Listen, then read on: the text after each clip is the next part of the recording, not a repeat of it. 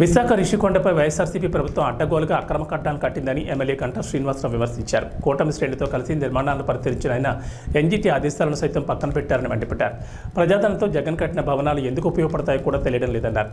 వైఎస్ఆర్సీపీ నేతల అక్రమాలతో పాటు భూదోపిడీపై విచారణ చేయాల్సిన అవసరం ఉందన్నారు. త్వరలోనే కూటమి ప్రభుత్వం తగు నిర్ణయం తీసుకుంటుందని స్పష్టం చేశారు. విశాఖ రిషికొండపై జగన్ అక్రమ కట్టడాలు నిర్మించారు. గత వైఎస్ఆర్సీపీ ప్రభుత్వం కట్టిన భవనాలు ఎందుకు ఉపయోగపడతాయో తెలియడం లేదు. పచ్చటి రిషికొండపై విధ్వంసం సృష్టించారు. 500 కోట్ల రూపాయల ప్రజాధనాన్ని దుర్వినియోగం చేశారు. వైఎస్ఆర్సీపీ నేతల అక్రమాలతో పాటు భూదోపిడీపై విచారణ చేయాలి. త్వరలోనే సీఎం చంద్రబాబు విశాఖ పర్యటన అనంతరం దీనిపై తగు నిర్ణయం తీసుకుంటుందన్నారు.